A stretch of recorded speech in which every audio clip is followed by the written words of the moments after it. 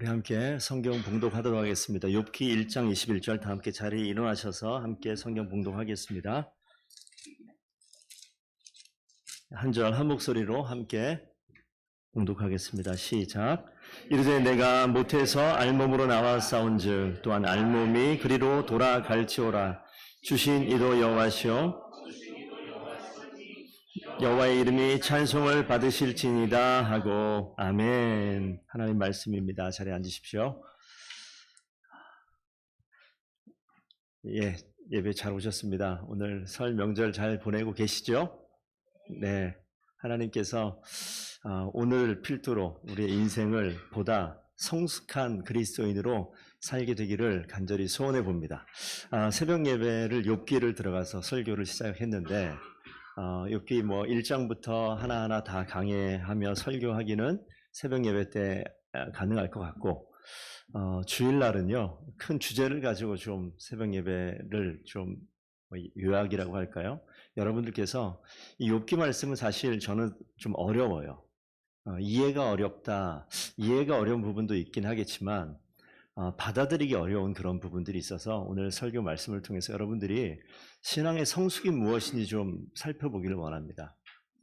오늘 우리 대표 기도하는 집사님께서 기도하셨지만 마치 오늘 제 설교 내용을 봤나 싶을 정도로 갑자기 기도를 그렇게 하시길래 아무런 교감은 없었습니다. 이런 거는 하나님의 역사라고 얘기하는 건데, 우리가 고난이나 시련이나 어려움을 좋아하는 사람은 이 땅에 아무도 없습니다. 근데 신앙의 성숙이다라고 얘기하면 고난을 무조건 참아내는 게 신앙의 성숙함이냐? 그거는 좀 다른 문제일 수 있습니다. 여러분들께서 우리가 신앙 성숙이다라고 얘기할 때 저는요, 어떤 게 신앙 성숙이지? 남들보다 인격이 좀 고매하고 남들이 못하는 생각을 하고 주변을 살피고 이러면 인격적으로 좀 신앙 인격이 뛰어난가? 그렇게 한편 생각할 수도 있겠지만 그런 것 같지는 않고요. 신앙이 성숙하다라는 것은 우리 모두가 나 나름의 삶의 방향이 있어요. 그리고 생각이 있어요. 그리고 같이 판단하는 기준이 있습니다. 내가 만들어져 있는 나의 모습이 있어요. 그런데 그 모습을 뒤로 빼놓고 하나님의 시선과 하나님의 관점으로 이 세상을 바라보고 내 자신을 바라볼 수 있게 되어져 가는 것, 이게 신앙의 성숙함이다라는 생각이 들어요. 이은즉슨 하나님께서 이 땅 가운데 모든 것을 만드신 것을 우리가 믿습니다. 아멘. 하나님께서 모든 걸 창조하셨는데 그 중에 인간이라고 하는 사람, 저와 여러분을 만드실 때는 하나님이 특별히 다르게 소통 가능한 유일한 피조물로 지으셨어요. 하나님과 소통 가능한 존재라고요. 그래서 하나님과 소통 가능한 존재이기 때문에 우리는요, 하나님과 소통하며 살 때 온전한 삶을 살 수 있습니다. 근데 우리 지난 하루, 명절 이틀 지났는데 이틀 동안 한번 우리의 시간을 한번 돌이켜 보세요. 그 시간 가운데 내가 하나님과 소통하며 살았는가? 좀 느낌이 안 오시죠? 그러면 내가 지난 이틀 동안 우리가 일가 친척을 만난 분도 계시고 그런데 그분들과 오랜만에 만나셨죠. 그동안에 오랜만에 만나기 전에 어떤 소통이 있었습니까?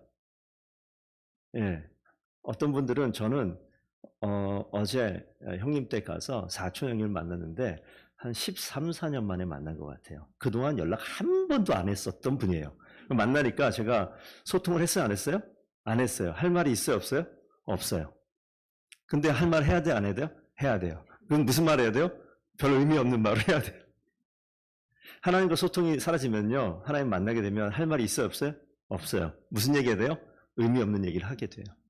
그러니까 하나님과 관계가 깊어질 까닭이 없어요. 그러니까 매일 만난 사람은요, 시시콜콜한 이야기를 해도 표정을 지어도 뭔가 생각하고 있는데 그 표정만 봐도 뭔 생각하고 있는 건지 알 수 있는 그런 관계가 된단 말이죠. 자, 그런데 이런 하나님의 형상을 닮은 저희를 사단은 뭐냐면 분리시키는 이 일을 사탄이 합니다. 그래서 욥기에 오늘 1장 21절 봤지만 여기 보면 사탄과 하나님과 다른 천사들이 이렇게 회의하는 장면이 1장에 나타나요.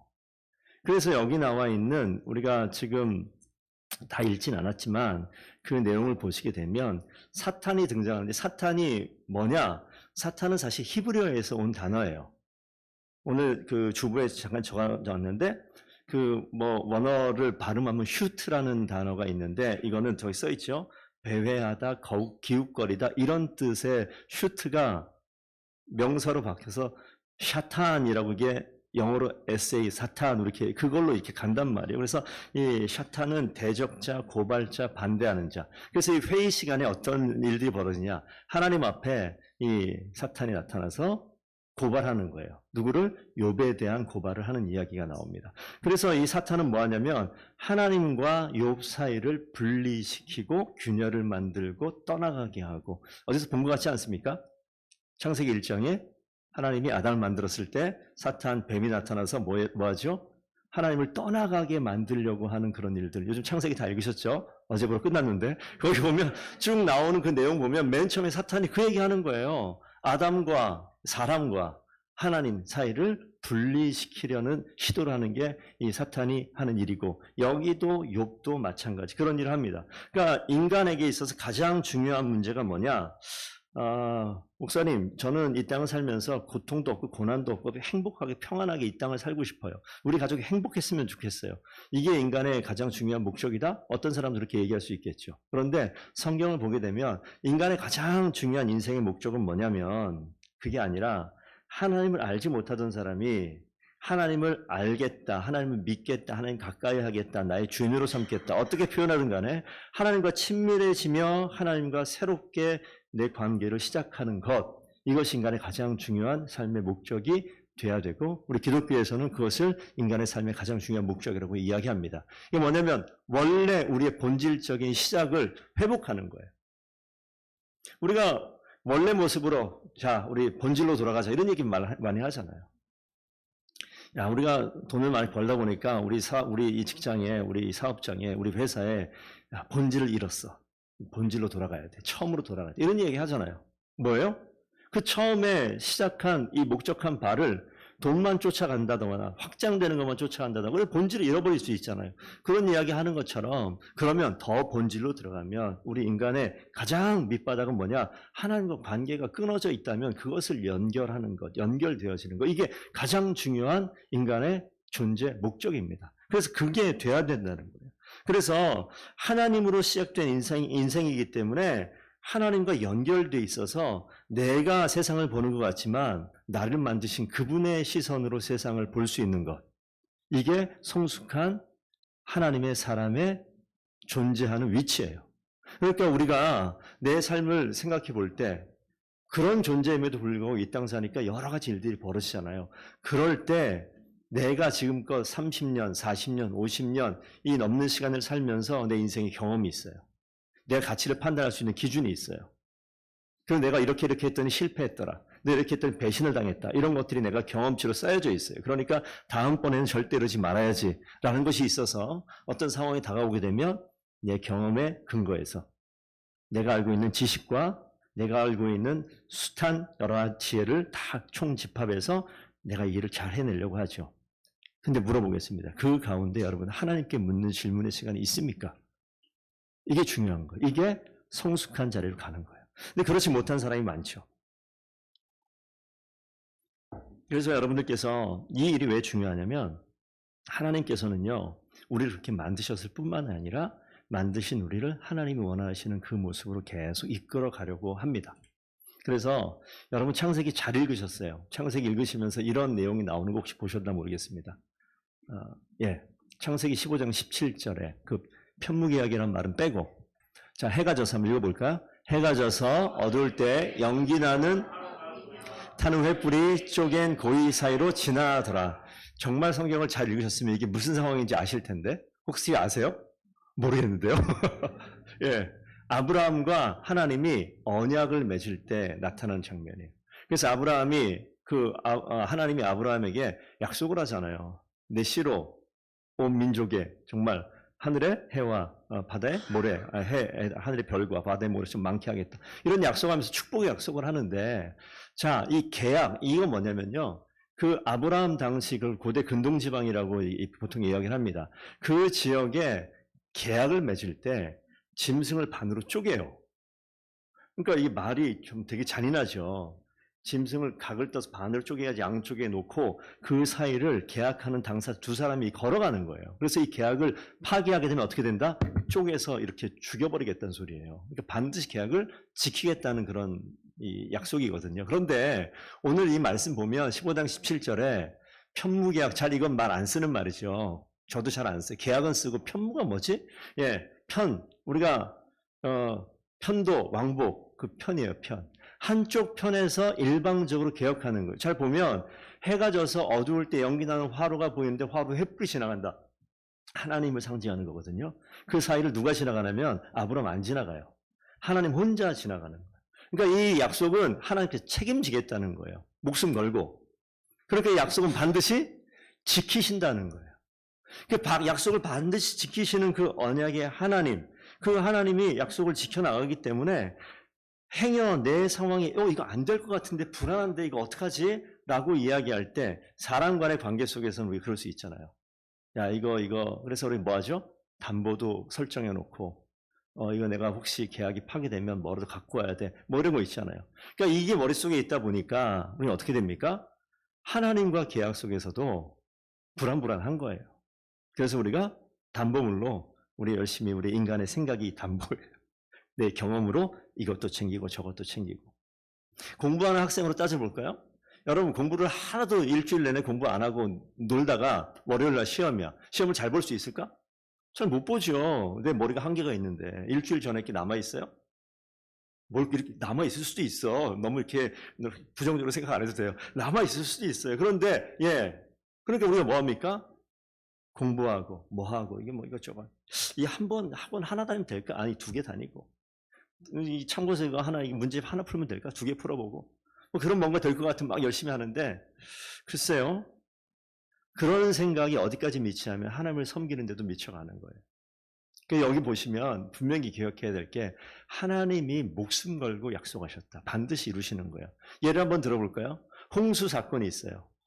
하나님께서 이 땅의 모든 사람을 다 죽여요. 하나님 이 땅을 사랑하신다면서요. 하나님 형상 닮은 사람이라면서요. 왜 죽여요? 끝인가? 이게 우리 지혜의 한계예요. 그런데 하나님께서 다 죽이는 듯 보이지만 사실은 죽이는 게 아니라 살려낸다고요. 살려내시기 위해서 순전하게 온전하게 하나님이 원하시는 사람들로 이 땅을 채우기 위해서 그걸 선택을 하는 거예요. 그 당시 홍수 상황 속에서 죽어나가는 사람들이 하나님을 찬양했을까? 하나님이 진짜 하나님이십니다. 이렇게 얘기했을까요? 저는 아니라고 생각해요. 내가 죽는 판에 무슨 하나님이 살아계십니다. 이렇게 얘기할까요? 우리가 이해할 수 없는 크신 하나님의 일하심을 이 작은 머리로 이해하려고 하니까 어디까지 그렇게 이해 못하냐면 이 머리통 안에 것만 이해하는 거죠. 이 모든 밖의 걸 이해 못합니다. 그러니까 하나님을 우리가 함부로 판단하기도 어렵고 이해하기도 어려워요. 그런데 분명한 것은 하나님께 약속하셨다는 거예요. 약속하셨다. 일방적인 계획 가운데서 약속하셨어요. 자, 이 큰 그림을 가지고 우리가 욥기 다음에 뭐죠? 시편, 잠언, 전도서, 아가, 서까지 이 5권을 시가서라고 이야기합니다. 시가서, 시와 노래로 쓰여진 책 이렇게 이야기하는데 써놨죠. 모든 사람들의 삶의 다양한 체험들을 통해서 하나님이 계시하고 교훈을 한 것을 깨닫게 된 것들을 기록한 거예요. 역사를 주관하신 하나님께서 내 인생 가운데 이렇게 역사하셨다라는 것을 찬양하는 그런 목적으로 적어놓은 기록이에요. 근데 맨 처음에 욥기가 있단 말이에요. 욥기 내용을 보면 이게 하나님을 과연 찬양할 만한 내용인가? 이게 이제 위태위태하죠.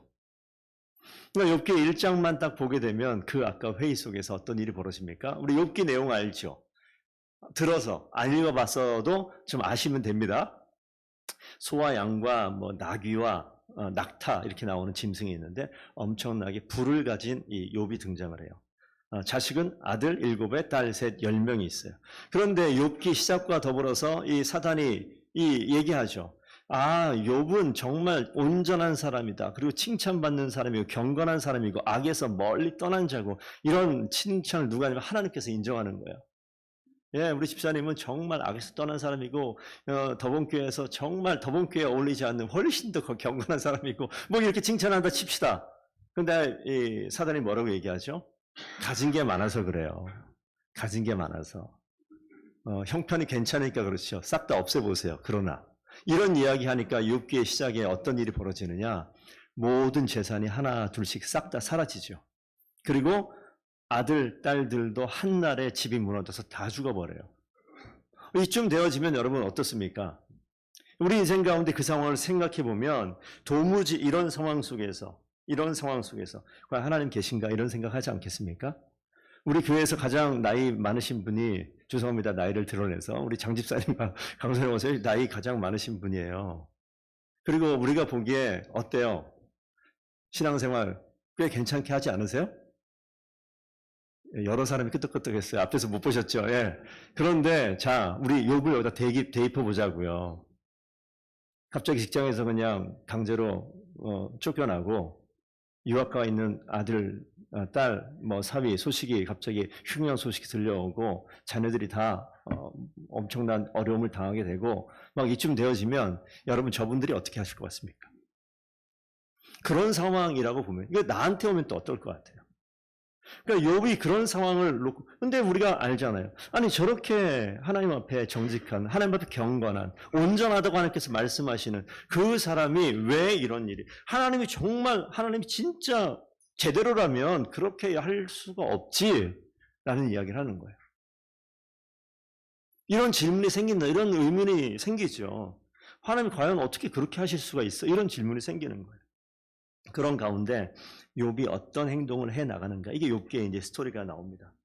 자, 그래서 오늘은 그 서론만 보고 설교를 이제 맺을 거기 때문에 오늘 읽은 본문 말씀이 뭐라고 얘기합니까? 아까 금방 얘기했던 그 내용이에요. 소유물이 다, 재산 다 날아가고 아들, 딸들이 다 죽게 되어졌어요.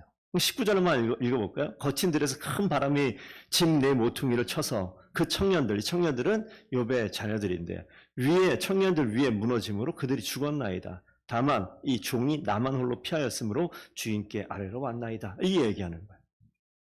자, 그랬을 때 욥은 20절 어떻게 하죠? 일어나서 겉옷을 찢고 머리털을 다 밀어버리고 땅에 엎드려서 예배한다. 하나님을 찾는 거예요. 자, 이쯤 되어지면 여러분 어떻게 하시겠습니까? 하나님을 찾겠습니까? 어떻게 하겠습니까? 욥의 모습은 너무 슬프고 애통이 가득해서 겉옷을 찢어. 이런 내용은 되게 많이 나와요, 성경에. 정말 슬프고 고통당할 때 옷을 찢는 것, 재를 머리에 뿌리는 것. 근데 머리털을 다 밀어버릴 정도로 그 땅에 엎드려서 예배하는데, 하나님을 찾는데 21절 우리가 읽었잖아요. 뭐라고 얘기합니까? 모태에서 알몸으로 나왔은즉 또한 알몸이 그리로 돌아가 올지라. 저 아무것도 없이 왔기 때문에 이제 아무것도 없이 돌아갑니다. 이렇게 얘기할 수 있어요? 그러면서 뒤에 뭐라고 얘기하죠? 주신 이도 여호와시오, 거두신 이도 여호와시오니 여호와 이름이 찬송을 받으실지니이다. 야,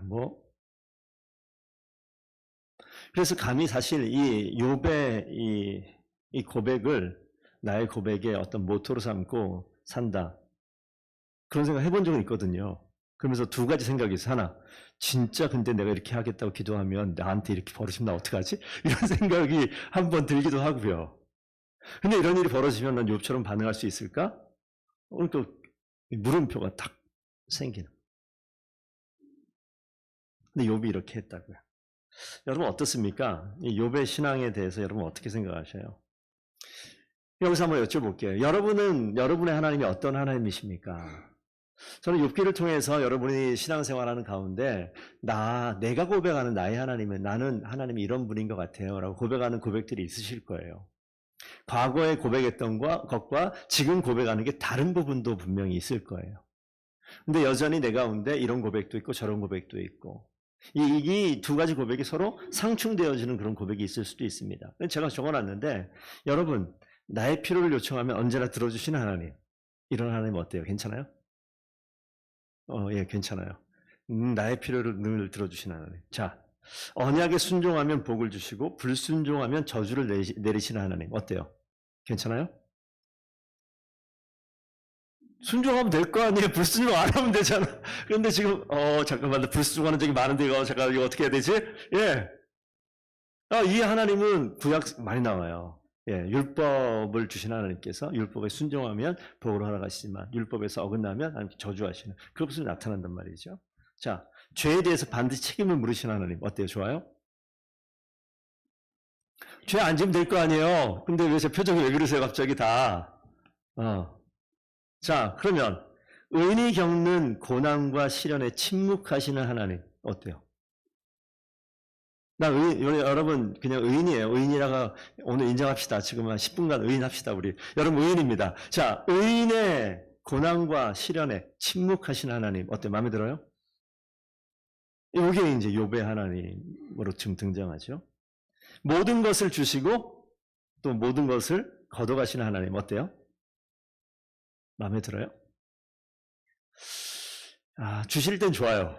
걷어가시는 거는 나 먼저 가신 다음에 이 땅을 떠난 다음에 걷어가시든지 마시든지. 예, 근데 주시는 거 아멘. 걷어가시는 거는 잠깐만 기다려주세요.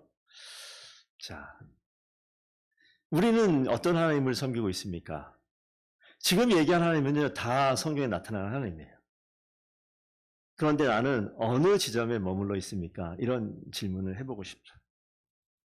자, 우리가 천지를 창조하실 때 하나님께서 아담을 지으시고 모든 걸 다 주시잖아요. 너 마음대로 해라. 우리에게 자유를 주시잖아요. 그리고 모든 걸 다스릴 수 있는 권리도 주시잖아요. 그런데 한 가지 얘기하죠. 선악을 알게 하는 나무는 먹지도 말고 만지지도 말고 그렇게 얘기합니다. 그럼 뭐예요? 다 권리를 주고 다 자유를 주는데 그거 하나는 내 말을 들어라고 이야기하는 그 말에 순종하고 복종하기를 원하는 하나님의 큰 그림이 있어요. 그래서 이 내용은 어떻게 이야기하냐면 하나님 울타리 안에 있을 때 이 경계선이에요. 울타리. 이것을 이 안에 있기로 복종하고 하나님을 인정하라고 말씀하시는 내용입니다. 그러니까 우리가 이 땅에 있으면서 우리에게 특별한 권리를 주셨어요. 우리에게 자유도 주셨어요. 근데 이 자유와 권리를 우리가 마음대로 누리다가 어디까지 가죠? 우리 아담 보잖아요. 선악을 알게 한 나무를 건드려요. 먹어버립니다. 그러니까 하나님이 주시는 명령 앞에 복종하지 못하고 그걸 뛰어넘어가는 모습. 그 모습이 사실은 우리의 모습이죠. 그런데 그러면 거기에서 하나님께서 우리를 어떻게 하시느냐? 여기서 아까 그 말씀하신 언약의 하나님을 기억해 보세요. 하나님은요, 우리를 살리시는 분이에요. 살리시는 분. 그 하나님을 우리가 모르기 때문에 이 아담이 어떻게 합니까? 하나님의 눈을 낯을 피하여서 도망 다니기 시작하는데 여러분이 죄악을 저질렀고 여러분이 율법을 어겼고 여러분이 하나님 앞에 책망받을 만한 일을 이미 했고 지금도 하고 있고 앞으로도 할지 모르겠지만 여러분 그럴 때 뻔뻔하고 당당하게 이 계약의 당사자인 하나님 앞에 힘있게 자신있게 나아가는 것이 필요해요. 고백하고 나아가는 거예요. 내 삶을 내 지식과 내 경험으로 판단해서 내가 이렇게 하게 되면 하나님께서 날 그냥 확 죽여버리시겠지? 이런 생각을 할 수 있단 말이에요. 그런데 이 상황에 그건 내 생각으로 판단하는 것인데 하나님의 눈과 하나님의 시선으로 내 삶을 다시 재해석하는 게 필요해요. 그래서 내 상황들을 다시 돌려서 하나님의 눈으로 나를 바라보는 거예요. 나를 분노케 하는 사람 몇 번까지 참으실래요? 베드로가 물어보잖아요. 나를 열받게 하는 사람 몇 번 참아야 돼요? 7번 참으면 되겠습니까? 그랬더니 예수님이 뭐라고 그래요? 70번씩 7번 이거는 계속 참으라는 소리거든요. 계속 참으라는 소리예요. 근데 우리는 어떻게 해요? 나니까 10번 참아주는 거야. 나니까 참아주는 거야. 다음에 한 번만 더 해봐. 이거 우리 어디서 많이 쓰는 말이죠? 아이들 키울 때. 부모님들이 애들한테 야 오늘까지다 너. 다음엔 절대 안 된다. 이런 얘기 많이 들어보시지 않았어요? 제가 많이 썼던 말이에요. 제가 많이 썼던 말인데 하나님은요. 그러니까 내 시선을 가지고 내 자식에게도 그렇게 하는 판에 남이 나에게 분노하게 만들면 어떡합니까? 야 그냥 갚아버려. 한 대 맞아? 2대 때리고 알았지? 뭐 이렇게 할 수 있는 거예요. 그런데 지금 상황이 그런 상황 속에서 나를 죄 가운데 있는 뭔가 하나님 앞에 온전치 못한 행동을 한 나를 바라볼 때 하나님께서 어떻게 할 것 같아요? 야, 나 같으면 진짜 없애버릴 것 같은데 하나님이 절대 참지 못할 거야 라는 생각이 우리 가운데 있어요. 그런데 누구의 시선으로? 하나님의 시선으로 바라보는 거예요. 하나님께서 지금 나의 상황을 바라보면서 어떤 마음이실까 한번 생각해 보자고요. 그런 생각이 여러분 가운데 있었으면 좋겠습니다. 이런 질문을 좀 보고 오늘 설교를 맺을까 합니다. 오늘 되게 빨리 끝나죠? 자, 성숙한 신앙의 모습은 어떠할까요? 주보 밑에 써 있어요. 밑에 써 있는데 원망과 불평, 용납과 기다림. 정답은 알 것 같아요. 그렇죠? 용납과 기다림. 그건 나의 의지로 용납하고 나의 의지로 기다린다는 이야기로 하면 아무도 못하는 거예요. 성숙한 신앙인이라고 얘기할 때 아까 말씀드렸죠. 성숙하다는 것은 하나님의 시각으로 상황을 바라보고 하나님의 시각으로 사람을 바라보고 하나님의 시선으로 모든 형편을 바라봤을 때 하나님은 어떻게 합니까? 용납하고 기다릴 수 있는 분이 하나님이에요. 그러니까 내가 내 의지를 가지고 용납하고 기다리고 원망과 불평하지 않는다라고 얘기하는 것은 그렇게 할 수 있는 사람은 아무도 없어요. 그러니까 하나님의 필터를 가지고 하나님의 눈을 가지고 세상을 바라볼 수 있는 훈련이 계속 되어져야 돼요. 그러니까 내 가운데 하나님이 항상 있으셔야 돼요. 내 가운데 하나님이 항상 있으시고 하나님이 내 가운데 항상 가장 친밀한 곳에 있는 성도님 되기를 부탁드립니다. 그래서 하나님 당신의 자유와 권리를 하나님 통치 아래 내려놓을 수 있겠습니까? 여러분들의 자유와 권리를 하나님 앞에 내려놓을 수 있겠습니까? 이 권리라고 얘기하는 것은 이 자유의지인데 하나님께 복종될 때 진정한 자유가 있다. 하나님께 복종될 때 진정한 자유가 있다. 소풍교회를 좀 다녀오신 분들은 옛날에 김창현 목사님이 그런 이야기 많이 했었죠. 물고기가 진짜 자유로울 수 있는 공간 어디다? 물속에 있을 때. 우리가 그거는 다시 얘기하면 우리가 이 땅 가운데 살아갈 때 진정한 자유를 누릴 수 있는 것은 언제 가능하다? 하나님의 품 안에 있을 때 이 진짜 자유로움이 가능한 거예요. 그래서 이 땅 가운데 다음에 또 설교할 때 나올 것 같긴 하지만 여러분들이 욥의 이 욥기를 바라보면서 계속 살펴봐야 될 게 뭐냐면 성경에 흐르는 큰 맥락이 있어요. 뭐냐면 죽으면 살아요. 성경이 쭉 흘러가는 모습이 죽으면 산다니까. 홍수 얘기도 뭐냐면 다 죽는 것 같지만 죽어야 사는 것들을 성경에서 계속 이야기하고 있어요. 그러니까 이 죽어야 산다라고 얘기하는 것은 내 몸이 죽는 것도 마찬가지겠지만 죽음이 없으면 부활이 없어요. 그러니까 죽어야 사는 이야기를 성경에서 계속 이야기하고 있어요. 그러니까 이 죽는다라고 얘기하는 것은 몸의 죽음도 이야기하지만 우리가 생각할 수 있는 모든 영역에 있어서 죽음을 계속 이야기합니다. 내 분노가 죽게 되면요, 거기서 진짜 하나님이 원하시는 성품이 거기서 살아나는 거예요. 여기에서 욥이 이쯤 되면 내 자녀가 다 죽어가고, 그러니까 욥과 등장하는 가장 가까이 있었던 한 사람이 있겠죠. 누굽니까? 욥의 아내. 욥의 아내가 딱 나타나서 뭐라고 얘기해요? 하나님을 저주하고 죽으라고 얘기해요. 그러니까 죽는 게 먼저가 아니라 뭐가 있습니까? 내 감정을 터트려버리는 거야. 확 저주해버려 그냥. 그 하나님이 대체 진짜 하나님 맞아? 라는 생각이 여러분 안 들겠습니까? 정말 내가 어느 때와 다르게 2024년에 하나님 앞에 정말 헌신하고 봉사하고 충성하고 정직하고 누가 봐도 온전하고 내 24시간을 CCTV를 달아놓고 나를 감시해도 어디도 부끄러움 없는 삶을 살았다라고 가정을 합시다. 그런데 내 자녀들은 왜 이렇게 지금 성적은 떨어지는 거야? 왜 내 사업은 왜 이렇게 안 되는 거야? 이러면 여러분 어떻게 했습니까? 내가 종교를 잘못 선택한 것 같아. 이런 생각할 수 있지 않겠어요? 내가 바꿔봐야 될 것 같아, 이거. 절로 한번 가봐야 될 것 같아. 뭐 이런 생각 해보지 않겠어요? 그런 생각 하는 사람 많다니까요? 그런 상황이 되어졌을 때, 뭐예요? 하나님께서 원하시는 것은 그걸 죽이길 원하는 거예요. 나에게 올라오는 분노를 죽이길 원하는 거야. 내가 원래 평상시에 늘 했던 생각들과 늘 했던 판단들을 죽여내길 원하는 거예요.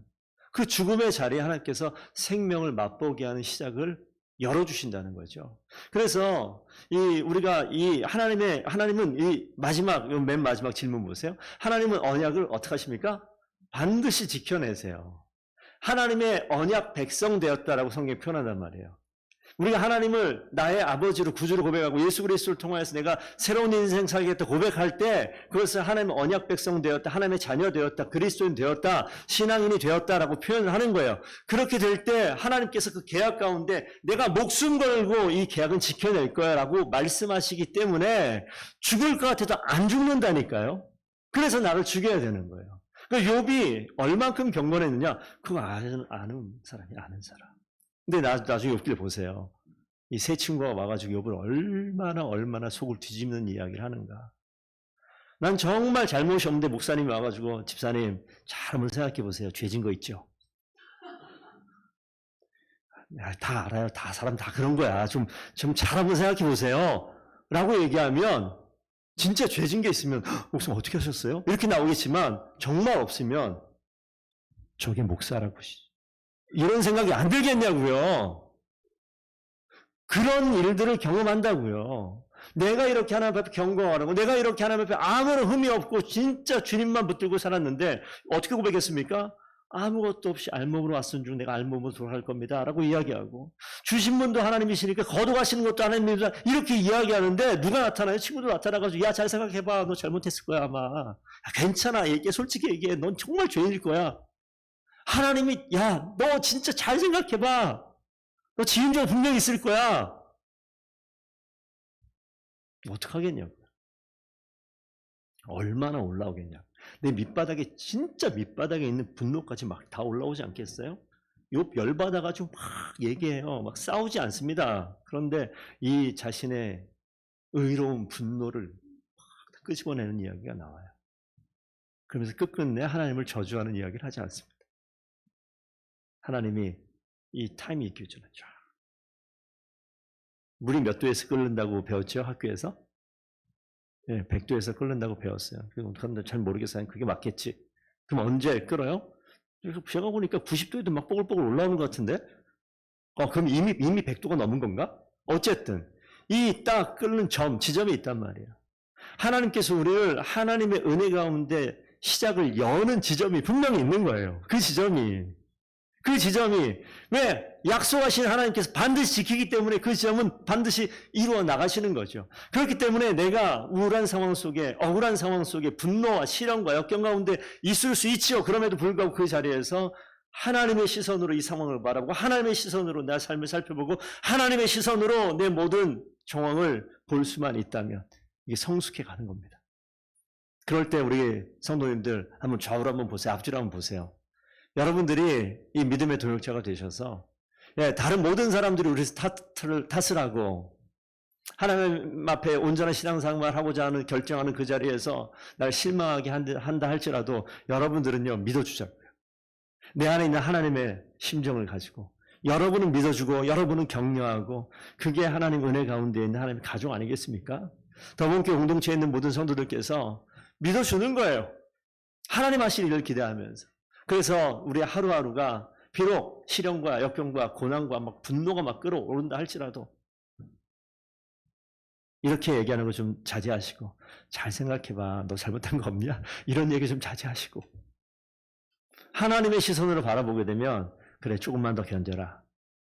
조금만 기다려라.